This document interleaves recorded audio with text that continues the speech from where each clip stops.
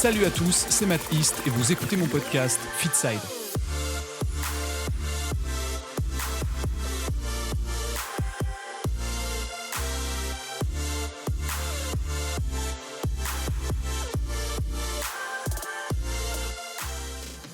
Bonjour et bienvenue pour ce 7e épisode de Fitside, le podcast qui traite de nutrition, de sport et de santé.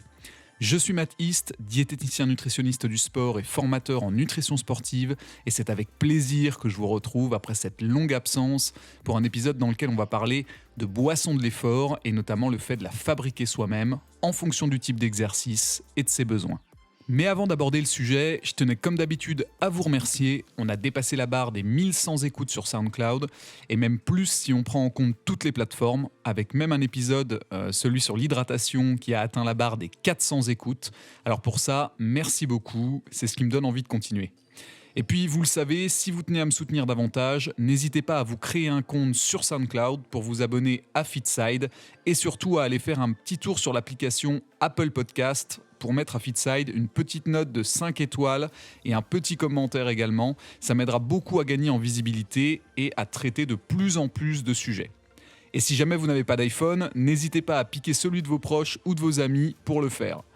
Enfin, et comme d'habitude, tous les épisodes sont bien évidemment disponibles sur Spotify et sur ma chaîne YouTube, Matt East.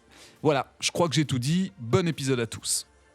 Pour débuter ce podcast, je voulais qu'on revienne sur la notion même de boisson de l'effort. En quoi est-ce important de boire une boisson adaptée pendant un effort physique ? On sait que la problématique majeure lors de l'effort, c'est que le corps alimente prioritairement les muscles en sang et délaisse le système digestif, qui a donc du mal à gérer les liquides et les solides qui lui parviennent.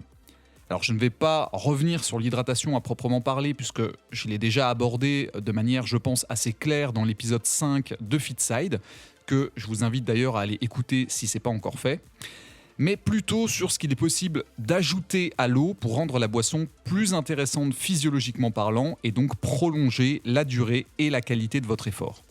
En général, quand je demande aux sportifs ce qu'ils ajouteraient spontanément dans l'eau pendant leur activité sportive, ils me répondent tous du sel. Non pas que cette notion soit fausse, mais je pense qu'elle demande quand même à être précisée. Même s'il est vrai que l'ajout de chlorure de sodium et donc de sel de table s'avère indispensable lorsque l'effort est intense et ou prolongé, il serait malvenu d'en ajouter pour une simple séance d'1 heure de musculation par exemple. De la même façon, je sais également que certains achètent des boissons toutes faites de type Powerade ou Isostar. Seulement voilà, ces boissons contiennent souvent des glucides non adaptés à l'effort, comme du glucose ou du fructose, dans des proportions trop faibles, le tout souvent accompagné de correcteurs d'acidité, d'arômes, d'édulcorants, qui ne font souvent pas bon ménage avec le système digestif, et encore plus pendant l'effort physique. Alors par où commencer pour se construire une boisson de l'effort adéquate ? Eh bien, en général, j'essaie de voir les choses de la manière la plus logique qui soit. Il y a d'abord le support. Ça peut être de l'eau plate, bien évidemment, mais ça peut également être dans certains cas, et je pense principalement aux efforts d'endurance, de l'eau gazeuse dégazéifiée au préalable afin de profiter des taux de bicarbonate, de magnésium et de sel plus élevés que dans les eaux minérales classiques ou que l'eau du robinet. Si vous vous posez la question de savoir pourquoi on la dégaze, eh bien c'est tout simplement parce qu'on ne veut plus des bulles qui pourraient être handicapantes d'un point de vue digestif pendant l'effort. Dans le cas où vous choisiriez cette option, c'est l'occasion de choisir une eau gazeuse riche en ces 3 éléments. Pas besoin d'éviter celle ayant un taux de sel élevé, puisqu'au contraire, ça peut vous éviter d'avoir à en rajouter artificiellement par la suite. Que vous choisissiez de l'eau plate ou de l'eau gazeuse, 500 ml à 1 litre par heure d'effort constitue un bon choix. Ensuite, le sel justement, parlons-en. En général, quand on en ajoute dans une boisson, il s'agit de chlorure de sodium et donc de sel de table. Mais inutile d'en ajouter pour une simple séance de musculation ou lorsque votre effort dure moins d'1 heure, qu'il n'est pas particulièrement intense ou que les températures extérieures ne sont pas extrêmes. En revanche, si l'exercice est intense, pratiqué en cas de forte chaleur ou bien encore tout simplement qu'il dure entre 1 heure et 3 heures, il est possible d'en ajouter à une dose comprise entre 500 mg et 1 g par litre d'eau. Mais c'est surtout si l'effort dure 4 heures ou plus qu'il devient indispensable d'en ajouter à sa boisson d'entraînement afin de lutter contre une éventuelle hyponatrémie qui pourrait survenir et ainsi éviter l'apparition de douleurs musculaires ou de problèmes cardio-circulatoires. Je vous conseille également d'éviter les tablettes de sel qui sont encore parfois utilisées dans le milieu sportif et qui sont souvent surdosées et plutôt d'utiliser du simple sel de table. Alors il nous manque évidemment une autre composante très importante, le sucre.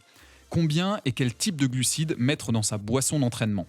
De manière générale, on conseillera 6 à 8% de glucides par litre d'eau, soit 60 à 80 grammes, et préférentiellement de la maltodextrine plutôt que du sucre en poudre classique ou bien du sirop.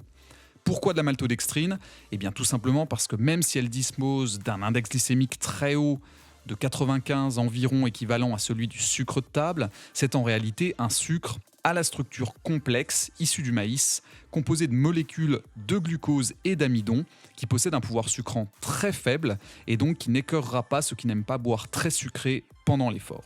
Cette maltodextrine est en plus très bien tolérée digestivement parlant et permet donc d'éviter les nausées ou les ballonnements lors de l'effort et même d'accroître l'absorption intestinale de l'eau.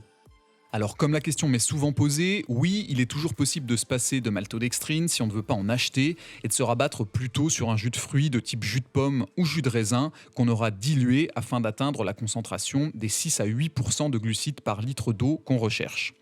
En général, il suffit de les diluer environ de moitié, à savoir 500 ml d'eau et 500 ml du jus de fruits concerné. Mais finalement, la véritable question qu'on pourrait se poser, c'est de savoir si les glucides dans la boisson d'entraînement sont réellement obligatoires. Eh bien, la réponse est non. De la même façon que pour le sel, j'aurais tendance à dire qu'ils ne prennent tout leur sens que lorsque l'effort dépasse 1 heure, hors séance de musculation ou de sport à visée hypertrophie musculaire, bien évidemment, puisque pour cela, l'objectif, c'est quand même d'épargner au maximum les réserves en glycogène musculaire.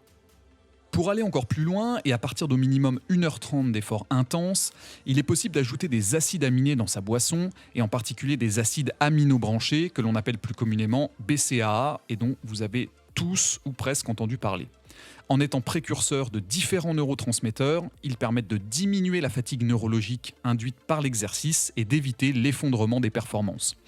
Contrairement aux idées reçues, ces acides aminobranchés n'ont pas qu'un intérêt en musculation, mais également dans les sports à tendance aérobie.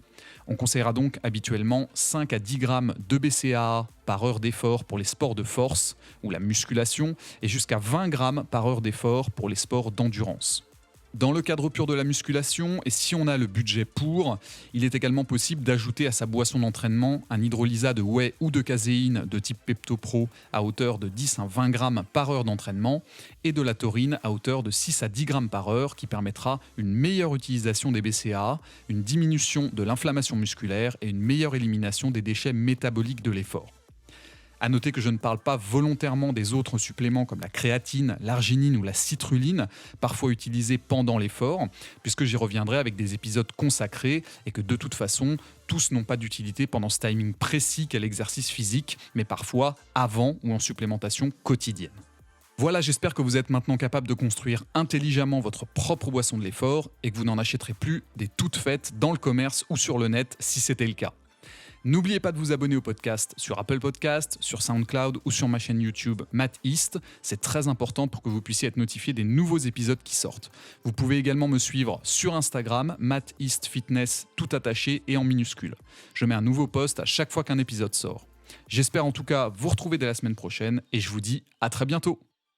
Merci à tous d'avoir écouté cet épisode de Fitside. N'hésitez pas à me faire part de vos commentaires, de vos suggestions et de vos questions sous le podcast, quelle que soit la plateforme, que ce soit SoundCloud, iTunes Podcast, Spotify, YouTube. Pensez également à laisser un commentaire, à le noter, ça c'est super important, et à le partager si ça vous a plu. Il n'y a que comme ça qu'il pourra gagner en visibilité. À la semaine prochaine, salut à tous.